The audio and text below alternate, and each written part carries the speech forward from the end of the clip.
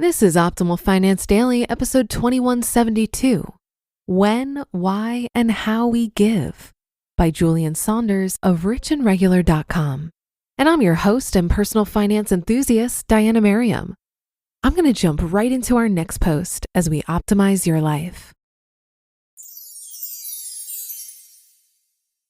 When, Why, and How We Give by Julien Saunders of richandregular.com. We think about the next stage of our lives a lot. Like a lot. After long weeks of the grind, after the daily standard routine of feeding, bathing, and putting baby Rich and Regular down, it's ritual for us to take a deep breath, enjoy a good meal, toast with a glass of wine, and just exhale with visions of the future floating in our minds. These moments remind us that our goal of early retirement is truly a matter of self-care and not some trivial pursuit of a lavish lifestyle. During weeks where the news cycle is particularly bruising, we'll squeeze in discussion on social issues that are happening around us and in our community. We stumble in and out of these bittersweet moments frequently, but always come to the other side optimistic, knowing we've done a lot to help ourselves get ahead and will be in a position to better help others in need. We help others today, but we know that more could be done. Giving is something we've not spent much time writing about on this blog, not because it doesn't enter our hearts or minds, but because we want to make sure that our message is on point. We're not sure that it is, but here it is anyway. We mentioned in our 2018 budget that we do in fact set money aside monthly for giving, but we didn't go into much detail. That's because our giving is all over the place. In fact, I'm confident that if we were to add it all up, it would far exceed the budget we've allocated for it. And we're okay with that. While many personal finance experts preach the importance of tracking and giving every single penny a purpose, we're more like, so long as the plan is on track, screw the rest of it.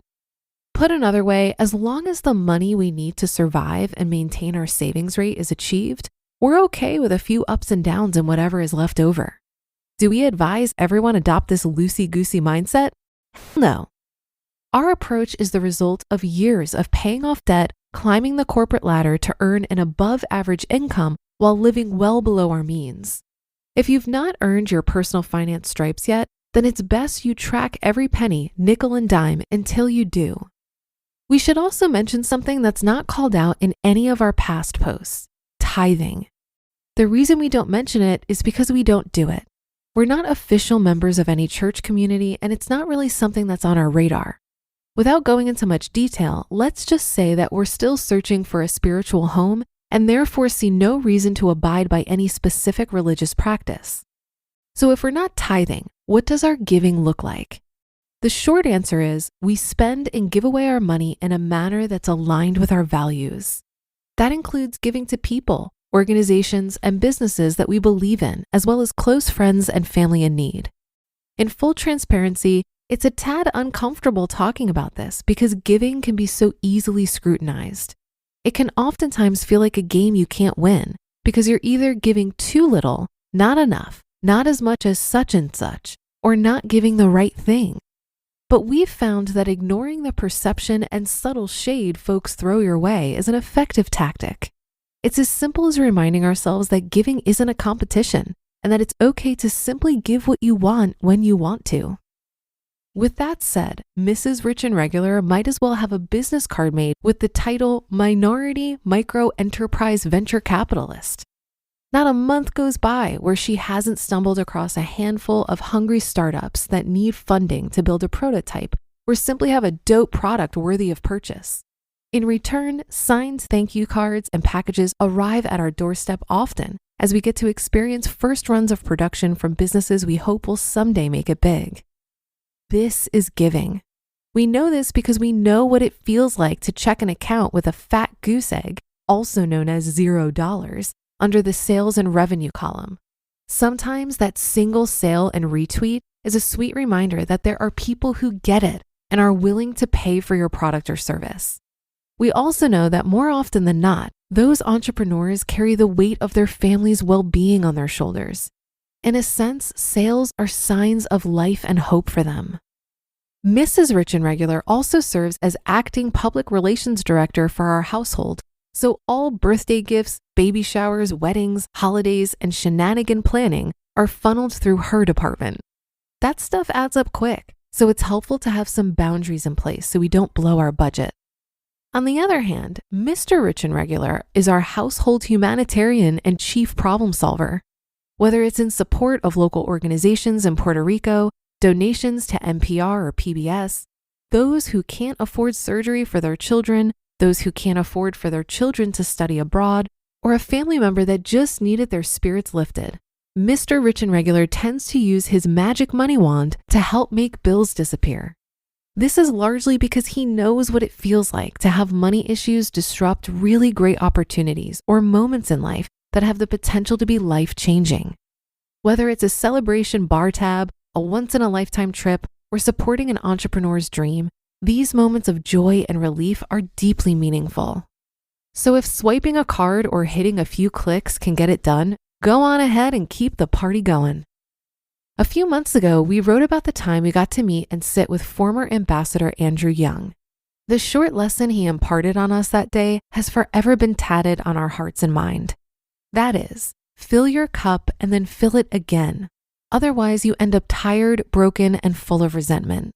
As a result, we view our investment strategy as an act of radical self-responsibility. In the future, we look forward to formalizing our giving.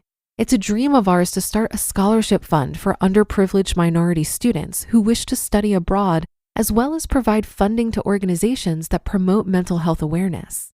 There are several other causes that are important to us, but these two are at the top given our respective life experiences. The bottom line is, giving is one of the key reasons we're pursuing financial independence. In addition to recreation, that freedom will enable us to have even more time and money to solve problems that only money can solve. That's not to stun on those who can only give time, because both are critical to making progress. However, volunteer hours alone don't build homes, churn inventory, pay legal fees, or put food on tables. That takes cash. We know what our superpower is, and we're using it as we see fit. You just listened to the post titled When, Why, and How We Give by Julien Saunders of richandregular.com. This post reminded me of a panel discussion that happened last year at the Economy Conference, which is an event I produce. Mrs. Rich and Regular, also known as Kirsten, was actually a part of this panel, and she expanded on some of the thoughts presented in this article. She makes a great point that FIRE opens up the ability to donate her talents and gifts to causes she really believes in. I also liked how Paula Pant answered this question of how giving fits into the pursuit of financial independence. She talks about how giving fosters an abundance mindset. This is because the act of giving acknowledges that you have and will have more than you need, and so you have a surplus to offer to other people in need. And if you're a real money nerd, you might even enjoy optimizing taxes by funneling your charitable giving through a donor-advised fund. If you'd like to watch the full discussion, check out the video titled What Role Does Charity and Giving Play in the Pursuit of FI on the Economy Conference YouTube channel. That's a wrap for another Monday show. Have a great rest of your day and start to your week, and I'll be back tomorrow where your optimal life awaits.